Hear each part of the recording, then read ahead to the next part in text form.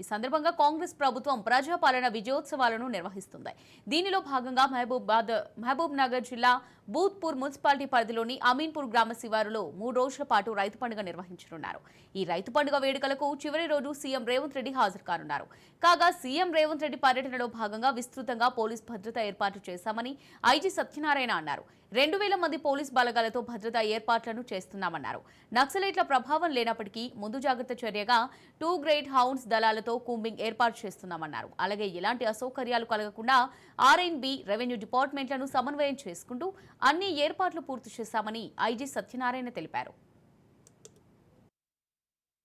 విజయోత్సవాల సందర్భంగా ఈ నెల 30వ తారీఖున గౌరవ ముఖ్యమంత్రి గారి ప్రోగ్రాం గురించి విస్తృతంగా పోలీసు భద్రతా ఏర్పాట్లు చేయడం జరుగుతుంది. సుమారుగా 2000 మంది పోలీసు బలగాలతో ఈ యొక్క బందోబస్తు ఏర్పాటు చేస్తున్నాం. 30వ తారీఖు సాయంత్రం పబ్లిక్ మీటింగ్ కన్నా ముందు 2 రోజుల పాటు రైతుల అవగాహన కోసం ఎగ్జిబిషన్ వ్యవసాయ సంబంధించిన స్టాల్స్ ఎగ్జిబిషన్స్ కూడా పెట్టడం జరిగింది. అది రేపు ఉదయమే ప్రారంభించబడుతుంది.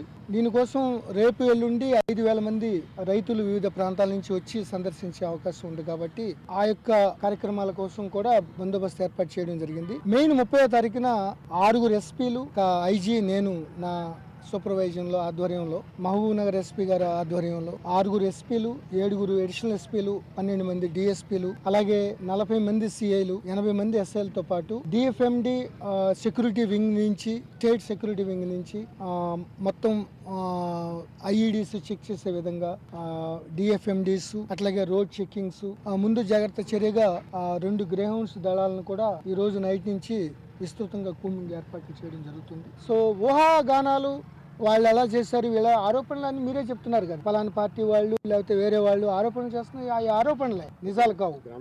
అంతేగాని వాళ్ళు ఏదో అన్నారు వీళ్ళు ఏదో అన్నారని ఆరోపణలు అభియోగాలు అన్నీ కామన్ అయ్యి చేస్తూనే ఉన్నారు. బట్ అల్టిమేట్గా ఫ్యాక్ట్స్ రిమైన్, నిజాలు వాస్తవాలు ఉంటాయి.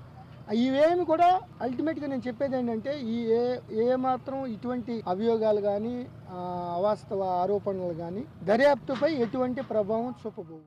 ప్రజాపాలన ఖమ్మం జిల్లాలోని ఎన్ఎస్పీ ప్రభుత్వ ఉన్నత